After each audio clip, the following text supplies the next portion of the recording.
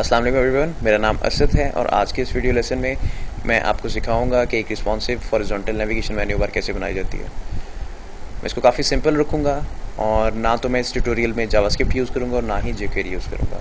मैं सिर्फ और सिर्फ HTML5 और CSS3 यूज़ करूँगा। जैसा कि ये जो नेविगेशन बार होगी रिस्पॉन्सिव होगी तो उसके लिए मुझे मीडिया क्वेरीज लिखना पड़ेंगी। तो इस लेसन में आपको एक थोड़ा सा इंट्रोडक्शन मिल जाएगा कि आप बेसिक लेवल पे मीडिया क्वेरीज कैसे यूज़ करते हैं, राइट। और अब यहाँ पे जो आपको टेक्स्ट एडिटर मेरा नज़र आ रहा है ये सबलाइम टेक्स्ट एडिटर 3 है और मैं इसको काफ़ी लाइक करता हूँ। जहाँ तक आपकी बात है, आप कोई भी टेक्स्ट एडिटर यूज़ कर सकते हैं, लेकिन अगर आप न्यूबीज़ हैं, अभी आपने स्टार्ट किया है, अभी आप चीज़ें लर्न कर रहे हैं, तो मैं आपको कभी भी सजेस्ट नहीं करूँगा कि आप ड्रीमवेयर यूज़ करें। जो कोड है उसको ज़्यादा से ज़्यादा आप खुद टाइप करें। जितना ज़्यादा आप कोड लिखेंगे आपकी अंडरस्टैंडिंग कोड के साथ उतनी ज़्यादा बेहतर हो जाएगी। इस ट्यूटोरियल को स्टार्ट करते हैं। सबसे पहले मैं एक फ़ाइल क्रिएट करूँगा और ये मेरी HTML फाइल होगी। इस फाइल को मैं सेव करूँगा। उसको सेव करने के लिए मैं यहाँ पे एक डायरेक्टरी क्रिएट कर लेता हूँ।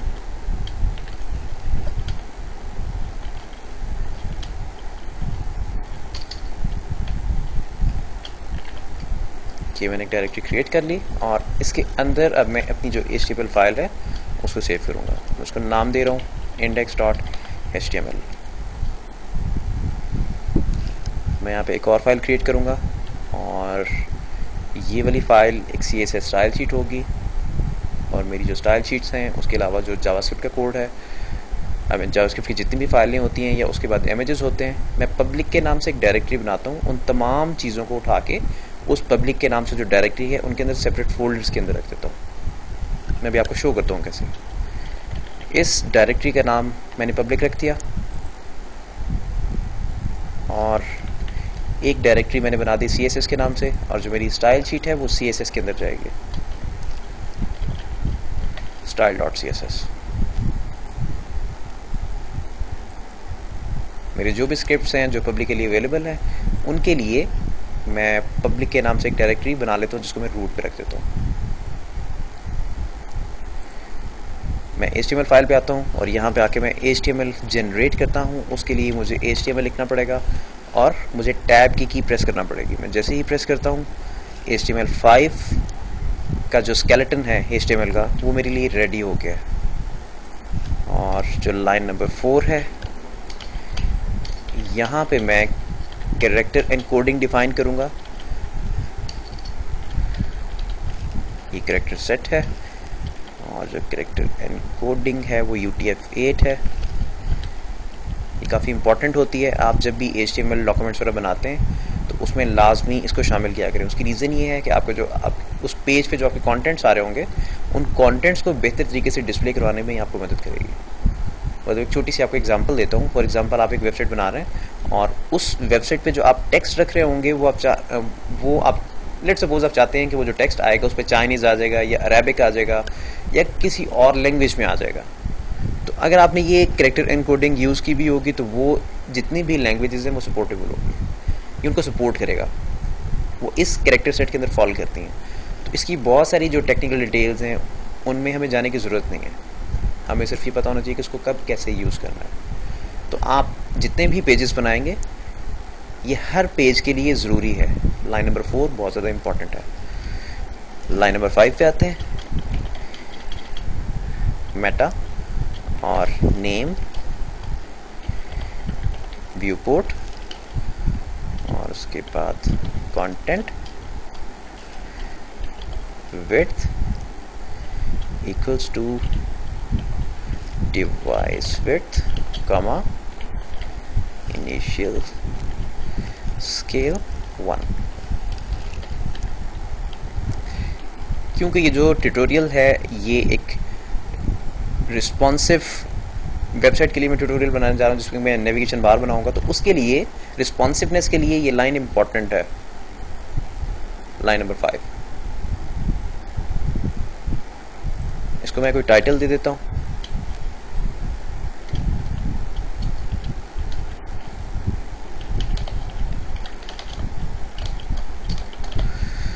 रिस्पॉन्सिव हॉरिजॉन्टल नैव बार। ओके, और मैंने जो अपनी एक्सटर्नल स्टाइल शीट क्रिएट की थी, अब मैं उसको लिंक कर देता हूँ इस पेज के साथ। एक पब्लिक के नाम से डायरेक्टरी थी, उसके अंदर एक CSS के नाम से डायरेक्टरी थी, और उसके अंदर मेरी फाइल थी।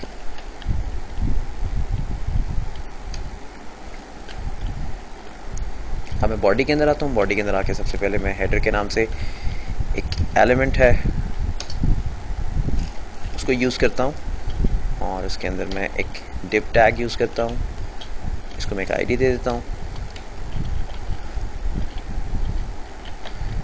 टॉप रैपर के नाम से इसको मैं आईडी दे देता हूँ, और इसके अंदर एक मेरा लोगो आ जाएगा।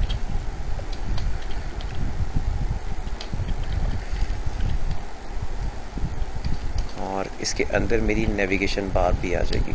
उसके लिए मैं नैव का टैग यूज़ कर लेता हूँ, जो कि HTML5 में नया है। ये सेमेंटिक टैग है, और इसके अंदर मैं अनऑर्डर्ड लिस्ट यूज़ कर लूँगा। लिस्ट आइटम्स को यूज़ करूँगा, और लिस्ट आइटम्स के अंदर जो मेरे नेविगेशन लिंक्स हैं वो आ जाएंगे। सबसे पहले होम, इसको मैं कॉपी कर लेता हूँ और 4 से 5 बार इसको पेस्ट कर देता हूँ।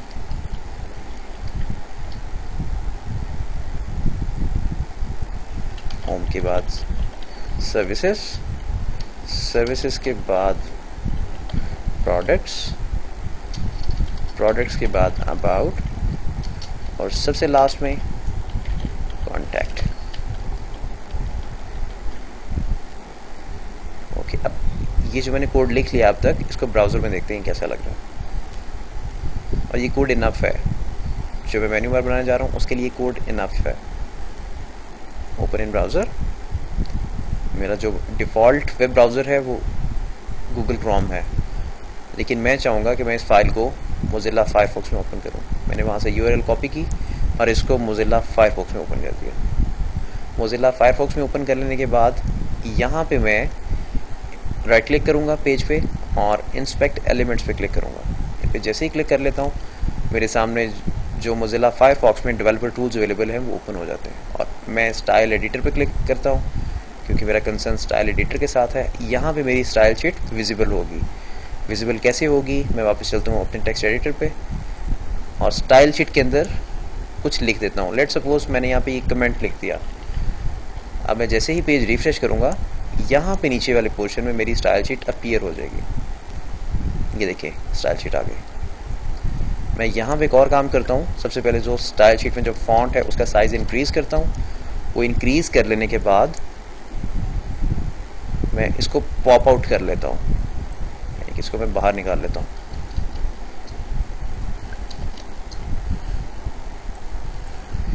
ओके, अब सबसे पहला जो मैं CSS में रूल लिखूँगा वो रीसेट रूल है।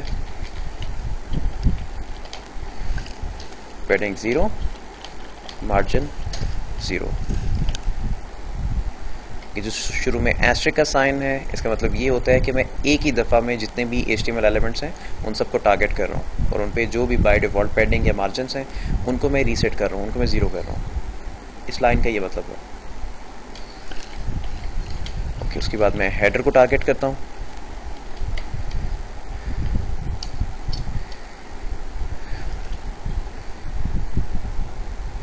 बल्कि हेडर को टारगेट करने की ज़रूरत नहीं है, बल्कि ज़रूरत है।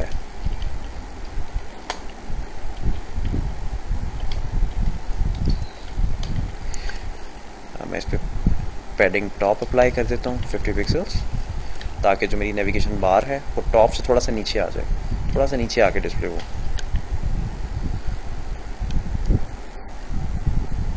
ओके, तो अब मैंने लोगो को टारगेट करना है। मैंने जैसे ही लोगो को टारगेट किया, उसको फ्लोट लेफ्ट कर दिया। फ्लोट लेफ्ट कर देने के बाद जो मेरा कंटेनर है जिसके अंदर लोगो आ रहा है, उसका नाम टॉप रैपर था। मैं उसके अंदर जाता हूँ और उसके अंदर जाके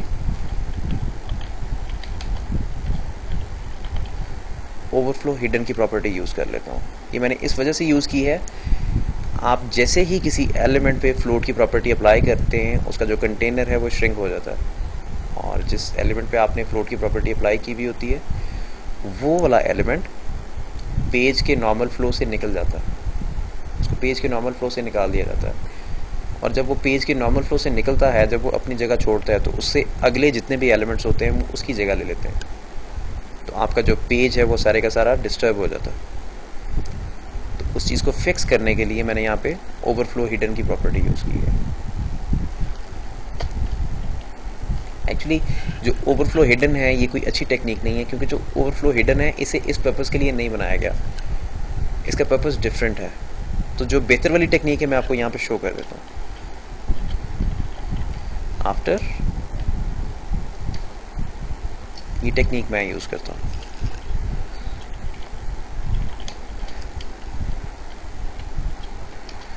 एम्प्टी स्ट्रिंग, उसके बाद display block, clear both, perfect. Okay, अब मैं चाहता हूँ कि जो मेरी नेविगेशन बार है वो राइट साइड पे फ्लोट कर जाए। उसके लिए मैं यहाँ पे लिखूँगा नेव फ्लोट राइट। मेरी नेविगेशन बार राइट साइड पे आ गई, तमाम चीज़ें अपनी जगह पे आ गई। अब जो टॉप रैपर है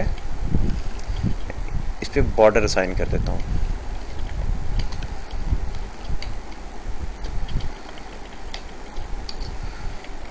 border top 1 pixel solid grey,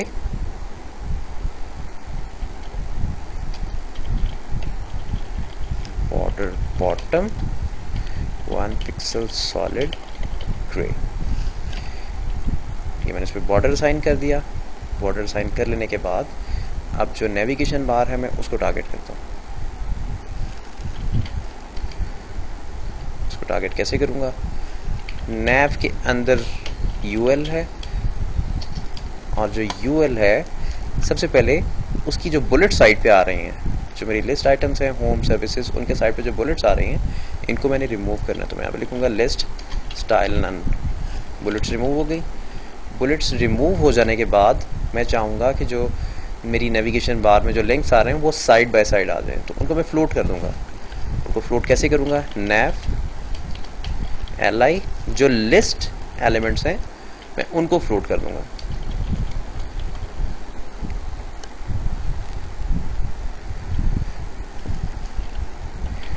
UL के अंदर li आती है,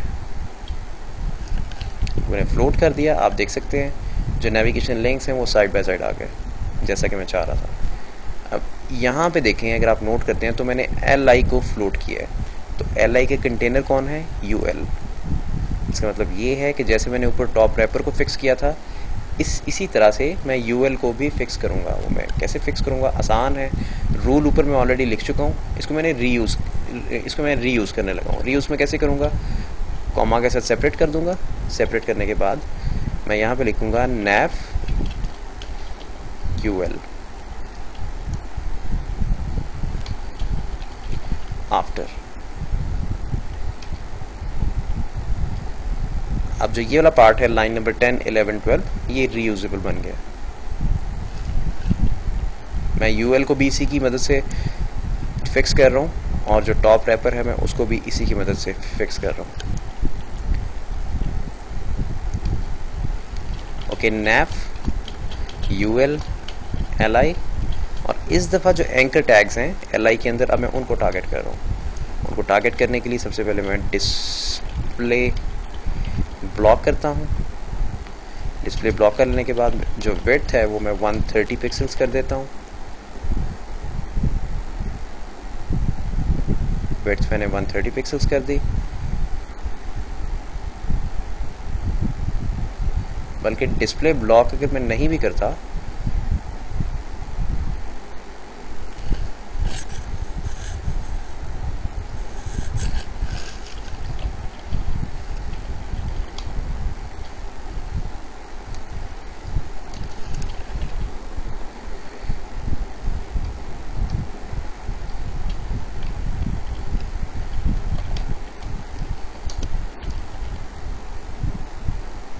मैंने उसकी जगह पे पैडिंग अप्लाई कर दी।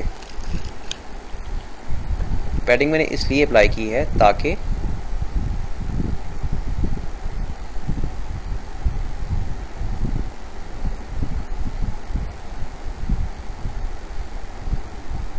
मैं फिर डिस्प्ले बॉक्स ही कर देता हूँ, सॉरी डिस्प्ले ब्लॉक कर देता हूँ, डिस्प्ले ब्लॉक। और डिस्प्ले ब्लॉक करने के बाद जो विड्थ है जो मैंने 130 पिक्सल्स कर दी, तो तमाम लिंक्स में गैप आ गया जो कि मैं चाह रहा था।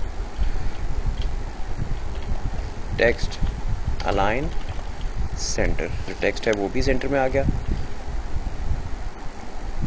सबसे पहले मैं लोगो को टारगेट करता हूँ। फॉन्ट साइज 40 पिक्सल्स,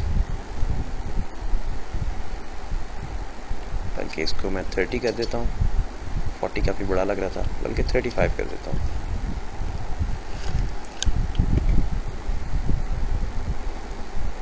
ओके, तो अब मैं टारगेट करता हूँ लेफ्ट साइड पे। इस पर पैडिंग भी रिक्वायर्ड है, मैं इस पर पैडिंग भी अप्लाई कर देता हूँ। पैडिंग लेफ्ट 20 पिक्सल्स, बल्कि 20 से ज़्यादा कर देता हूँ, 40 पिक्सल्स, 40 आई गेस ठीक है, बल्कि 30 कर देता हूँ, 30 ठीक है।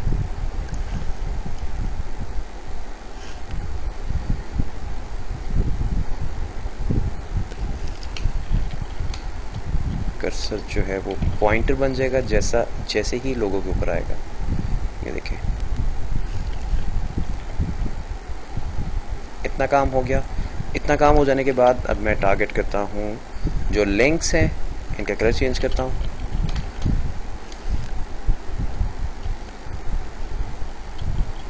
Black, font size 20 pixels,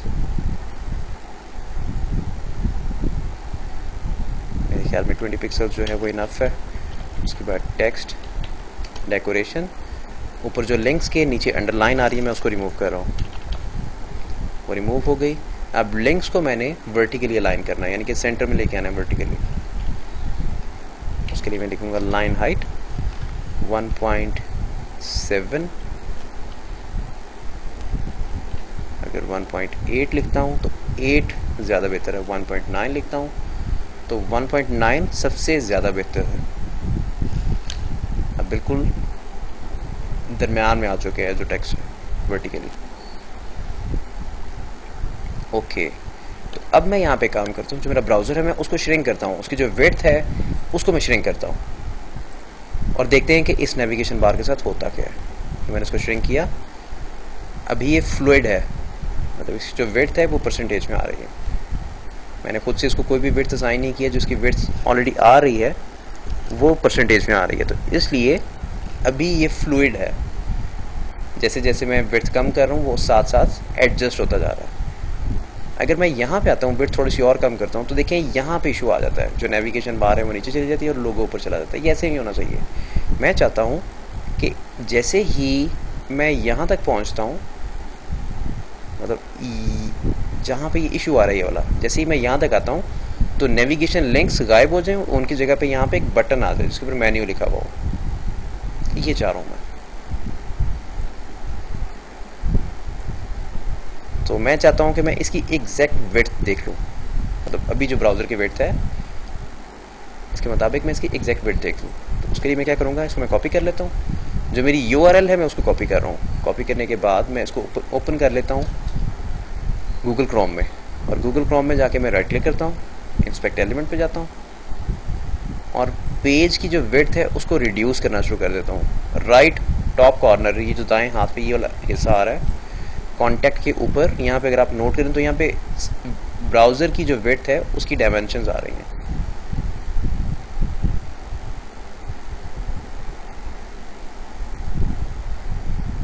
seven 780 pixels, मतलब अगर मैं 780 पिक्सल्स पे जाता हूँ तो पेज डिस्टर्ब हो जाता है। तो 780 पिक्सल्स पे जाके मैंने मीडिया क्वेरी अप्लाई करनी है।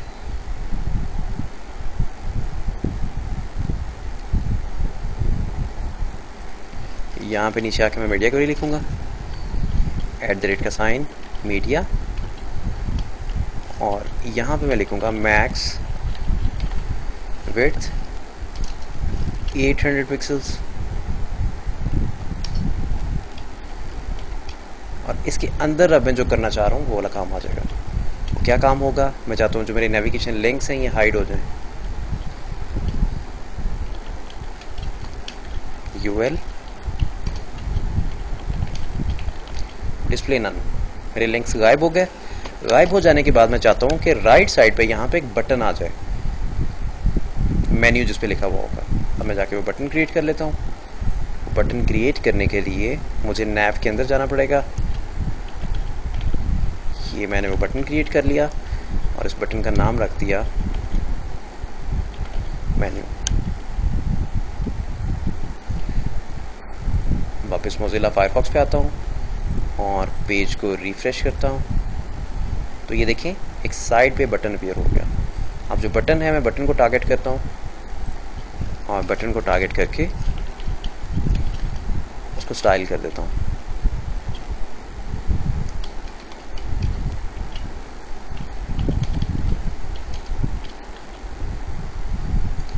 बटन पे मैंने पैडिंग अप्लाई कर दी।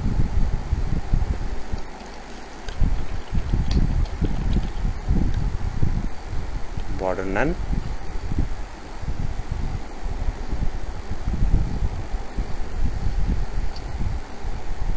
पैडिंग मैंने 12 पिक्सल्स कर दी।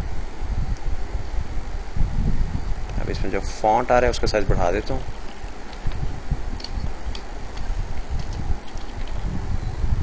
फॉन्ट साइज भी बढ़ा दिया। जो पैडिंग है वो मैं कम कर देता हूँ ताकि सब कुछ अच्छे तरीके से एडजस्ट हो जाए।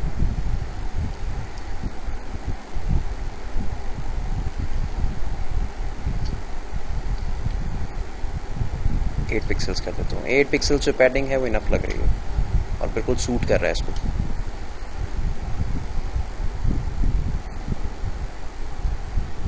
और जो इसकी विड्थ है वो मैं बढ़ा देता हूँ।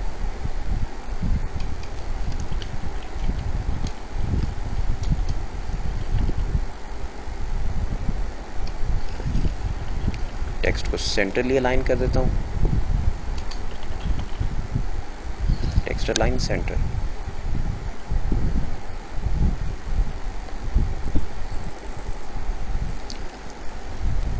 तो जैसा कि आप देख रहे हैं कि अभी तक जो मैंने काम किया है उसमें मैंने क्या किया है, मैंने बटन बना दिया और जो नेविगेशन लिंक्स हैं उनको गायब कर दिया।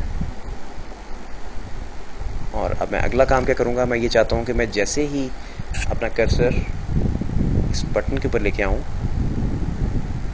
उसके साथ ही जो नेविगेशन बार है वो डिस्प्ले हो जाए। उसके लिए मैं क्या काम करूँगा, नैव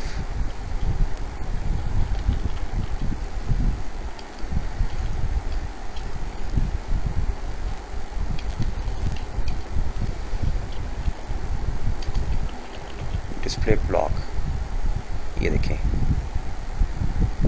मैं जैसे ही मेन्यू के ऊपर कर्सर लेके जाता हूँ नीचे नेविगेशन बार आ जाती है। अब जो नेविगेशन बार है मैं उसको ठीक कर लेता हूँ। उसको ठीक करने के लिए मैं नीचे आता हूँ।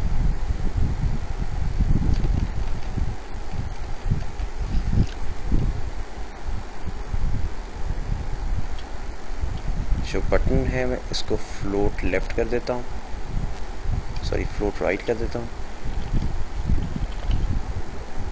बटन जो है वो राइट साइड पे आ गया। बटन के राइट साइड पे आ जाने के साथ अब जो नीचे नेविगेशन है मैं उसकी टेक केयर कर लेता हूँ।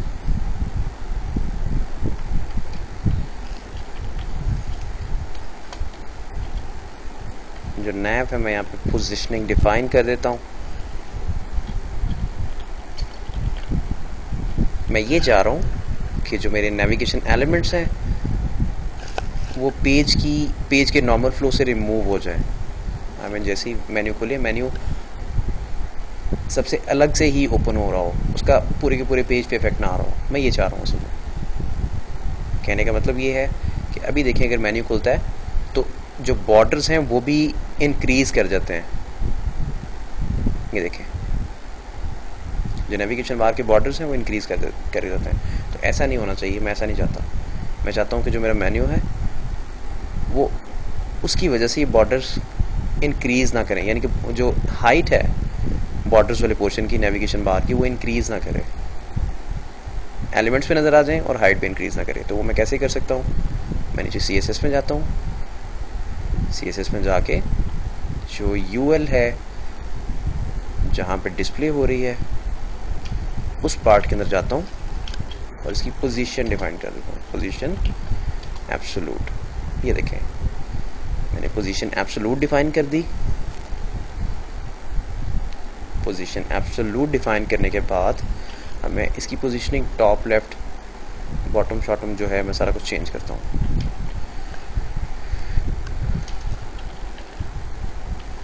टॉप से 50 पिक्सल बल्कि 59। मैं इसको कुछ बैकग्राउंड कलर भी असाइन कर देता हूँ। Background colour hash E6 E6 E6, थोड़ा सा डार्कर कलर है। और ये आप देख रहे हैं मेन्यू के नीचे थोड़ा सा गैप आ रहा है वाइट कलर में, उस गैप को मैंने फुलफिल करना है। उसके लिए मैं इसको 40 कर दूंगा, 45। हाँ 45 जो है वो ठीक लग रहा है, 44 ज़्यादा बेहतर लग रहा है। अब जो मेन्यू है उसकी मैं विड्थ बढ़ा देता हूँ।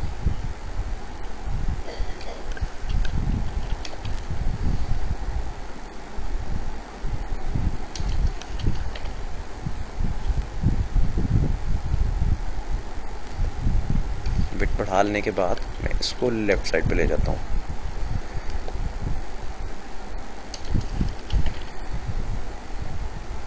-100 पिक्सल।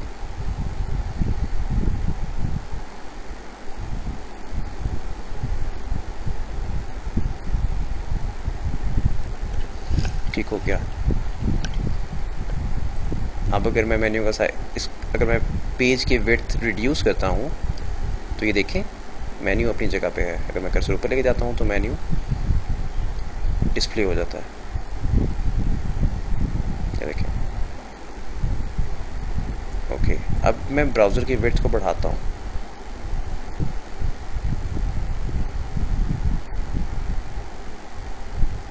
अब देखें यहाँ पे जाके प्रॉब्लम आ जाती है। अब ये जो भी विड्थ बनती है यहाँ पे जाके जो मेन्यू के नाम से बटन है इसको हाइड हो जाना चाहिए। अब मैं इस पार्ट को टारगेट करता हूँ। जो मैंने पहली मीडिया क्वेरी अप्लाई की थी वो मैंने मैक्स विड्थ 800 पे अप्लाई की थी। अब जो मैं अगली मीडिया क्वेरी यूज़ करूँगा वो डिफरेंट होगी थोड़ी सी।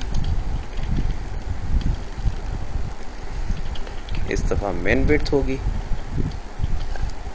और ये होगी 801 पिक्सल्स। मैं 801 पिक्सल्स पे जैसे ही जाता हूँ मैं ये चाहता हूँ कि नैव और नैव के अंदर जो बटन है वो हाइड हो जाए।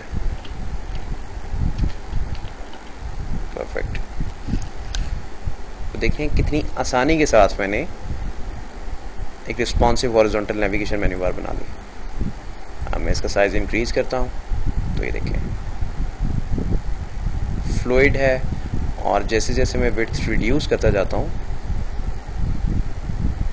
जो नेविगेशन लिंक्स थे वो गायब हो गए। वो गायब हो जाने के बाद इस तरह से मेन्यू की शक्ल में आ गए।